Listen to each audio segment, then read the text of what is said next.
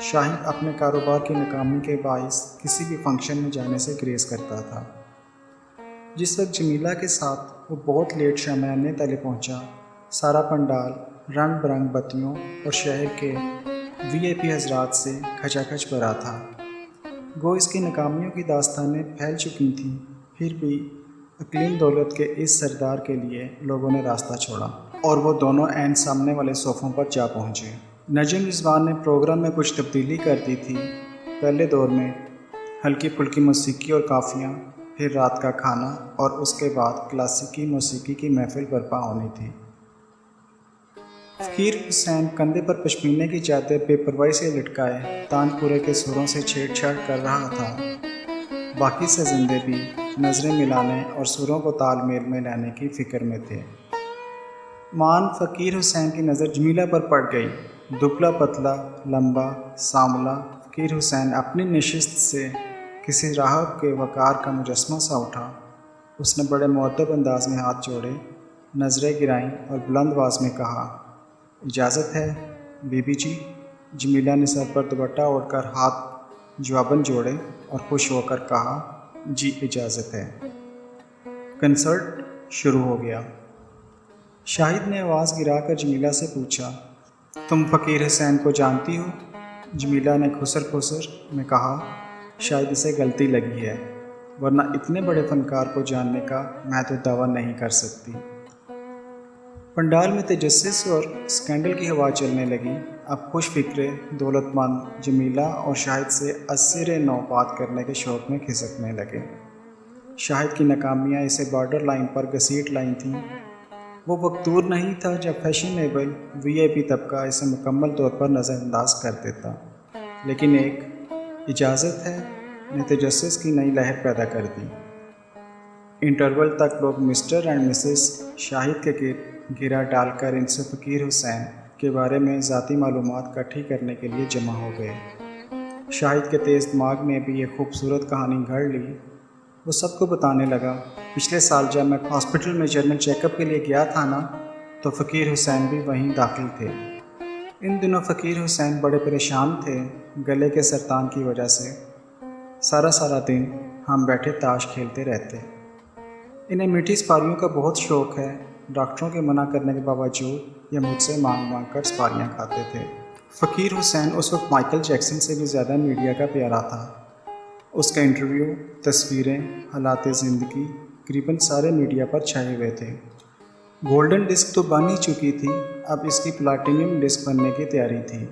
Guinness book of information میں اس کا نام دنیا کے مشہور ترین سنگر کے طور پر چھپ چکا تھا۔ میڈونا اور مائیکل جیکسن اس کے ذاتی دوست تھے۔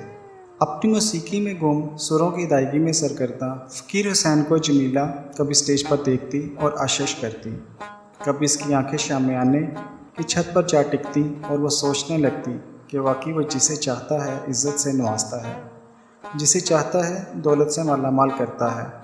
وہ نہ چاہے تو شہرت ملتی ہے نہ دولت، اور جب وہ چاہے تو خود بخود سامان پیدا ہونے لگتے ہیں، خود ہی اسباب اکٹھے ہوتے ہیں، آپ ہی آپ توفیق مل جاتی ہے، مشقت نہیں کرنا پڑتی، سب کچھ از خود چالو ہو جاتا ہے۔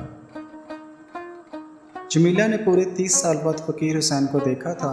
اس دوران جمیلہ نے اس کے متعلق مضمون پڑھے، اس کی تصویریں دیکھی، اس کے ٹی وی کے پروگرام ڈسکس کیے، کیسٹ سنے، لیکن اس نے کبھی کسی کو نہ بتایا کہ وہ فقیر حسین کو قریب سے جانتی ہے۔ اس وقت سے جب اس کے ابا جی ریڈیو اسٹیشن پر پروڈیوسر تھے اور 20-22 سال کا تک زدہ فقیر حسین ان سے پروگرام مانگنے آیا کرتا تھا۔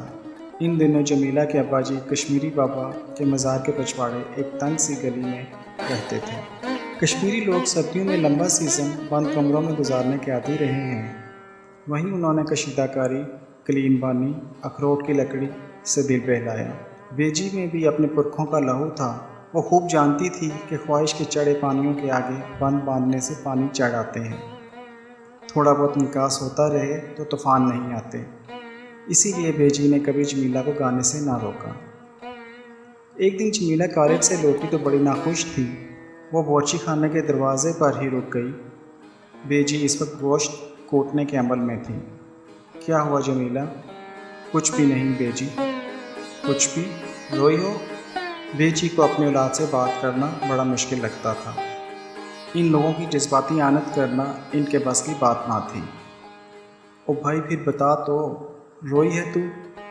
आप लोगों को क्या, सारा दिन अब्बा रेडियो स्टेशन रहते हैं, शाम को दोस्तों के साथ शतरंज खेलते हैं। आपको बोची खाने ने कैद कर रखा है, मैं क्या करूं? तुम्हें क्या करना है जमीला? आज हमारे कॉलेज में नात ख्वानी का मुकाबला था, मैं सेकंड आई। उसकी आवाज़ थर्रा गई और आंसू जलाजल आंखों में इकट्ठे होने लगे। मुबारक हो, लो भला इसमें रोने की क्या बात है? तुम्हारी आवाज़ ही ऐसी है, सेकंड तो आना ही था। अल्लाह का शुक्र करो जमीला। जमीला बिखर गई। जी नहीं, मैं शुक्र वक्र नहीं कर सकती, मुझे तो फर्स्ट आना था। जो लड़की फ़र्स्ट आई है इसकी आवाज़ तो खाक भी नहीं। हाँ, मास्टर इसे मौसीकी सिखाने आता है। जज साहिबा ने कहा मेरी आवाज़ कच्ची है, अगर मैं थोड़ी सी ट्यूशन ले लूँ तो कमाल कर सकती हूँ। बेची के मुंह को ताला लग गया। भला मीर शबीर गाने की ट्यूशन पर कैसे मानेंगे? ऐसी रवायती मल्लेदारी, फिर कश्मीरी बाबा के सामने टिपी का इलाका। घर में कश्मीरी लोगों की रवायात का एक पूरा पैटर्न, ज़िंदगी जीने की एक पूरी एहसास। बेजी, अब्बा जी से कहें मुझे किसी उस्ताद की ट्यूशन लगवा दें। बेजी को आग लग गई। हम तुझे कॉलेज इसलिए नहीं भेजते कि तू नत नए मसाइल लेकर आ जाया करे घर। मैंने 100 बार मीर साहब से कहा है इसे नात ख्वानी की इजाज़त ना दें। छोटी इजाज़त से बड़ा हौसला खुलता है, पर वो तो तेरे आगे बोलते ही नहीं। जमीला हाथ जोड़कर खड़ी रही। अम्मा, बस थोड़ी देर ट्यूशन लगवा दें, मैं जाहिदा को एक बार हरा दूँ, फिर आप बेशक खुद ही ट्यूशन बंद कर देना अपनी मर्ज़ी से। मुझे कुछ सुरताल का पता चले। अम्मा, जब आपको इतराज़ हो खुद ही ट्यूशन बंद कर देना। इस वक्त जमीला के दिमाग में एक ही बेड़ घुसी थी और वो थी जाहिदा को नीचा दिखाने की। जिस तरह ट्रॉफ़ी उठाए गरूर से मुस्कुराती वो जमीला के पास से गुजरी थी, इस लम्हे ने इसे पिछाड़ दिया था। मीर शबीर के ख़ानदान ने ख्वाहिशात के निकास के लिए एक बुनियादी असूल बना लिया था। ये लोग बड़ी ख्वाहिश में से थोड़ी सी हवा निकालने के कायल थे। ख्वाहिश का रास्ता ना बदलते, बस इसी ख्वाहिश को थोड़ा बहुत बीच बचाव का रास्ता देकर इसकी शिद्दत कम कर देते। अब्बा जी, प्लीज़ मेरी एक बात मान लें, प्रॉमिस। बस जिस वक्त आप चाहेंगे, बल्कि जब अम्मी की मर्ज़ी हो वो ट्यूशन बंद कर दें। रात को जमीला बाप के पांव दबाकर उठी तो अभी तक जाहिदा ट्रॉफ़ी उठाए उसकी नज़रों के सामने थी। कैसी ट्यूशन? मीर साहिब ने शतरंज के मोहरे उठाकर पूछा। जमीला ने नात ख्वानी का वाक़या फिर तफसील से बयान किया।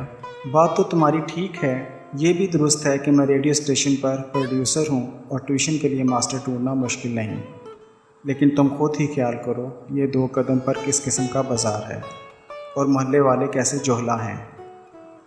अब्बा जी, जब मैं कॉलेज गई थी तब भी आप यूं ही कहते थे। बताइए, कोई ताना आपके कान से गुज़रा? मुझे प्रोफेशनल नहीं बनना बाजी, मैं सिर्फ नात ख्वानी में फ़र्स्ट आना चाहती हूँ, सिर्फ एक बार प्लीज़। अब्बा, मीर शबीर बड़े लिहाज वाले आदमी थे। जमीला के आगे झुकने में कुछ वक्त लगा, लेकिन नासबूर बेटी के आगे आखिर हथियार डालने पड़े। रेडियो स्टेशन पर उस्ताद मुराद खान से बात की। उस्ताद साहब बूढ़े फौंस, आँख से दिखे न पाँव में चलने की सकत। प्रोग्राम मांगने अमूमन मीर के पास आते रहते। पक्का गाना एक ज़माने में खूब गाते थे, अब नकली दांतों की वजह से तान के साथ सीटियां भी बजती थीं। तानपुरा भी लरजता, आवाज़ भी कांपती। मीर साहिब का ख्याल था कि उस्ताद मुराद खान खुद ट्यूशन के लिए आएंगे, लेकिन उस्ताद साहब ने अपने 8 बच्चों में से सबसे छोटे बेटे फ़कीर हुसैन को मीर साहब के घर भेज दिया। ये भी ज़िंदगी का अजीब चलन है कि जब गलती होना हो तो किसी न किसी तौर पर होकर रहती है। एक दरवाज़ा थोड़ा सा खुलता है और इंसान धड़ाम से गलतियों के गुलाम गर्दिश में दाखिल हो जाता है।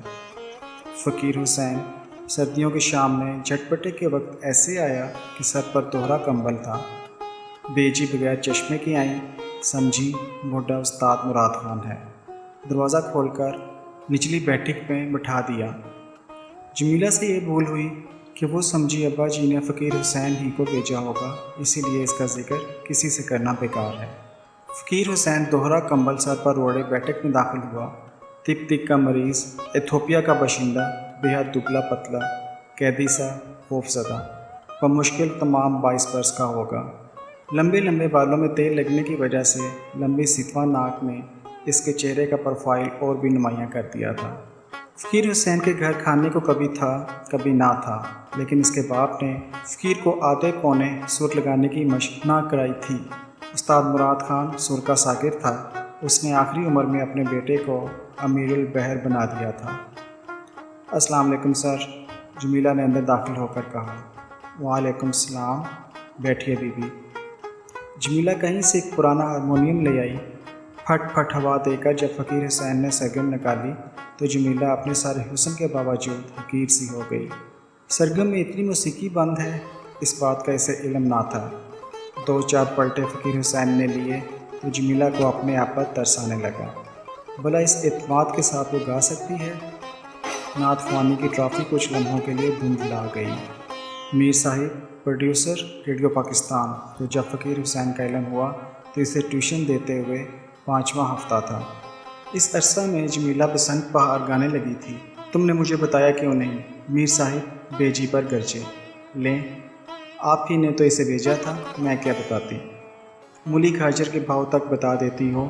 یہ ذکر کرنا ہی بھول گئی کہ جوان جہاں فقیر حسین گھر آتا ہے اور وہ بھی تانپورہ اٹھا کر۔ حد ہو گئی، کیا سوچتے ہوں گے محلے والے، بیٹی کو کیا بنانا ہے ہمیں؟ یہ تو اس وقت سوچنے کی بات تھی جب آپ نے اپنی لاڈلی کو ٹیوشن کی اجازت دی۔